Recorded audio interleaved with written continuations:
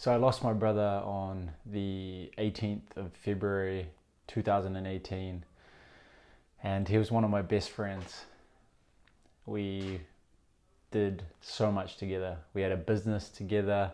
We were living in the same place in a big house in Auckland, running Organic Mechanic, a health and wellness business. And we were into the same things. He was 2 years older than me. And, we played soccer in the same high school team at Maclean's College. He was the captain whilst I was coming in as a young gun. And yeah, he looked out for me a lot. I remember one time in college, I'd got to high school and there was a group of guys that didn't like me and they made it known. And it was apparently because I'd gone out with one of the guys' girlfriends in intermediate school when I was about 10 or 11. And he came to the school and apparently I'd thrown an orange at him. And I hadn't thrown the orange, but I remember I was pretty scared about it. And I came back and told my dad. And he was like, should have told him it was an apple. But what happened was these guys wanted to fight me and I was freaking out and I was nervous and I pulled in one of my best mates, Graydon, and there was about 7 of them around us. And I just got into this high school and I'm nervous and they're eyeballing me. And it kept going on for a little while and I told my brother about it. And my brother found one of the ringleaders of, this group and ran down and told him, hey, look, I don't know exactly what he said, but they never messed with me again. They'd be like, don't mess with him, otherwise I'm going to smash you guys. Or, yeah, I never actually found out what exactly he said, but he was there for me always.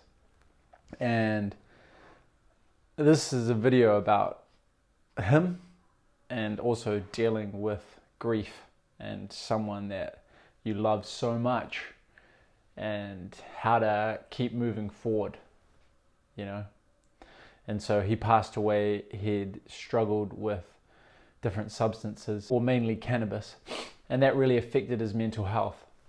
And he developed OCD, obsessive compulsive disorder, which is the 7th hardest disability to deal with. And that's from Andrew Huberman saying that. And then he also had psychosis, which is where you feel like you're in another planet or you feel like you're somewhere else. Like this isn't quite the reality that everybody's seeing. You think you're in some other reality. And he'd had a few psychosis episodes and then he came off his pills. And when you come off your pills for psychosis, it can come back double as strong, I found out after he passed. And that week he was acting different. Hadn't been smoking cannabis, he'd been off that for a while, but the effect of smoking that really affected his brain and his mental health. And one morning, we all went to bed that evening and he was acting different that night, just wasn't quite there in his body. And I was trying to pass him the food to get him to relax and like get him more in the moment. Like we were putting away the food after dinner and like, okay, here's the plate. Okay, you put the plate away. Right, okay, we're into this. Hey, let's really get in the moment. And then me and my mum were giving him a bit of a massage and helping him to relax before bed. And then he had left his room. We all went to sleep. And then he'd left his room and my mum came in and woke me up in the morning about 1 p.m, 12:31 in the morning. And we went looking for him. and we were looking for hours. And it was strange for him to leave like that. He'd never done that before. And so I was really nervous, like he had done something, had committed suicide, or, you know. And we were just about to head back home after searching for hours and hours along the beach around a place called Omaha in Auckland. And we found him. Well, we were just heading back, and I was walking back, and I saw some footprints in the sand. And I was like, this is odd. It didn't seem like my footprints. And so I followed those, and then I looked up and I saw him laying there, and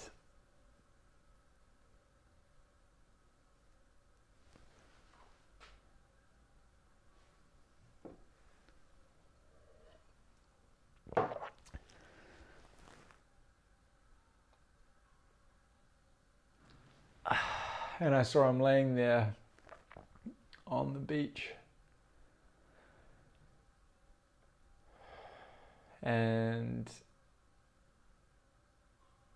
just screaming, Jace, Jace. And then trying to give him CPR to resuscitate him. And my mum was on the phone. We had it on speaker to the hospital or to, the emergency services, and they were telling me how to give CPR, and my mum's just there, and I'm with my mum, and we're both there. And then finally the ambulance came, and they tried for a little bit, but then they just said, yeah, he's gone, and he was quite far gone by the time that we got to him. And what had happened was he'd gone into the water and drowned. And so it was recently 5 years since he'd passed, in 18th of February 2018. And it was super difficult those first months. But what really helped was having super supportive community and family around. Like, we had a really good tribe of really good friends that some come to stay the night. A lot of people came to visit the house. Family came up to the funeral and stayed for a while, and all just to be there in that time with each other, looking after one another. And I think that was a key point. I remember I flipped out when we were organizing the funeral, because there was going to be some like meat products there, and my brother and some like shitty sandwiches. My brother wasn't eating that much meat at that time, and I just thought, come on, we got to like have this like he'd want it. When my mum was thinking that, we've got to have these like old school English type sandwiches for the people that her friends that were going to come and visit and be at the funeral. And I just flipped, and I just was so angry, and was walking away and my mum was following me, and I was like just walking down this hill into the bush, and I was like thinking about hopping in the water and just kind of like just walking. And I calmed myself down. My mum helped me to calm down, but I was still just fuming. And then my uncle grabbed me, in a loving way, put his arm around me, and because I've lost my dad as well, and just, come on, mate. And that was the first time I'd seen him, because he had come to the funeral, or to like help get everything ready. And then he just put his arm around me, and we went and sat down, just to have him there to help calm me down and, pull me through that time was super helpful. And so I think having that support unit of really good friends and family around was crucial in that time. and then letting myself feel the emotions. I remember I just cried and cried and cried, like so many times when people were around, and I just let the tears come. Just let them come, like no shame. And I felt like he was around. He was around supporting that time of me crying and helping me to process those emotions. And that maybe he was, maybe he wasn't, but I felt like he was.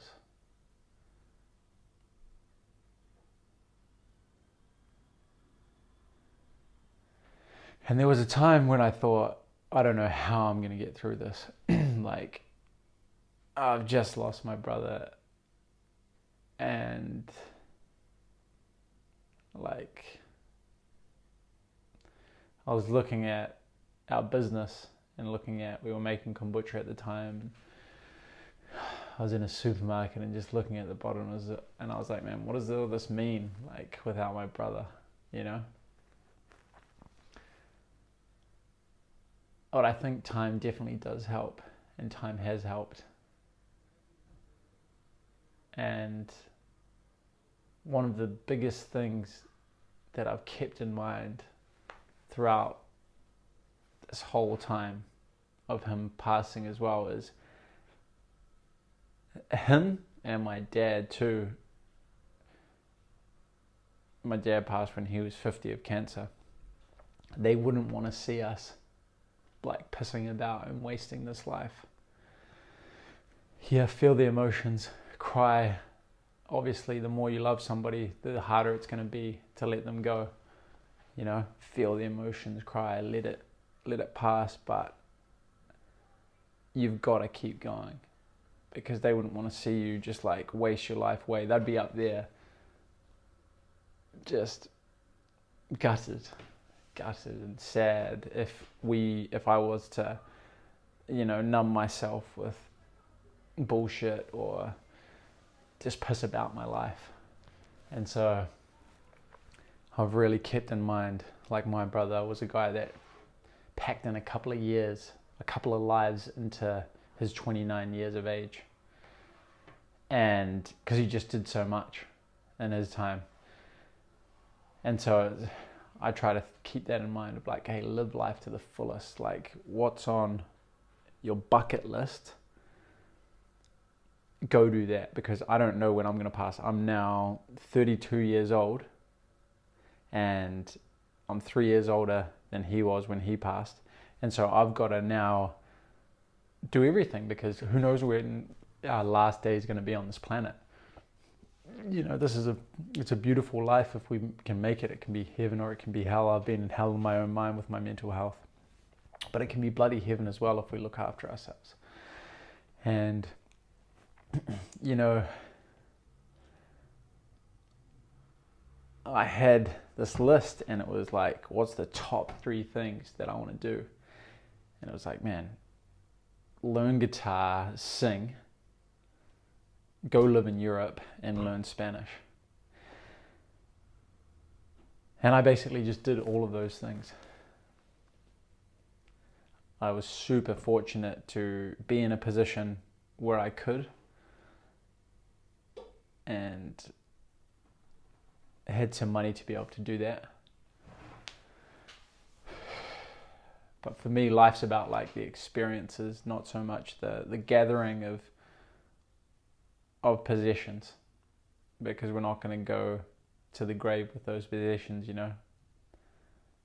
I'm not going to give a shit if I have like some epic Rolex on my hand and I go to the grave with that. It's going to mean nothing, absolutely nothing. Or if I have a Ferrari or a Lamborghini, you know, once you die, that doesn't mean shit.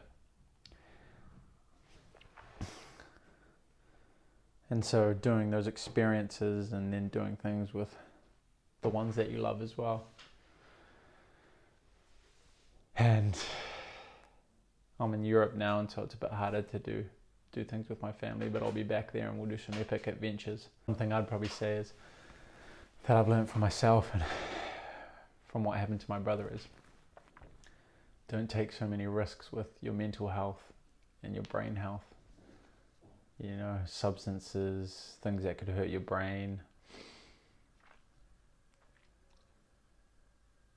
There's a quote that Dr. Daniel Amen used as a psychiatrist who works with Justin Bieber, Miley Cyrus, and he says, stop doing things that are bad for your brain and start doing things that are good for your brain. And mental health is so important. Absolutely crucial. Crucial. And we've got to look after it. We've got to put time into it, you know, like we put the 40 hours into our job to earning money, putting the hours into our mental health bank, the investment bank of mental health, to do the exercise, to do the journaling, to breathe deep, get in the cold, whatever your tools are for you, do those and keep doing those and stop doing the shit that's not good for you. If you need to get out of friend groups that are all doing that stuff, or whatever it is that you know deep down, and maybe it's journaling to see that. Keep doing the things that are good for you. Stop doing the things that aren't. I will do the same. This one's for Jace, J Boogie, an absolute legend. He had a lot of different quotes like come from the heart, believe in the magic, protect the planet. Some crucial things whilst being on this planet of being from the heart. You know, he'd give these massive hugs and it was like his whole heart was engulfing you in this huge, comfortable, like tender, strong hug. Like a friendly bear just giving you a massive, warm hug. And he did believe in the magic. There was things that happened to J Boogie the Wizard that are inexplainable.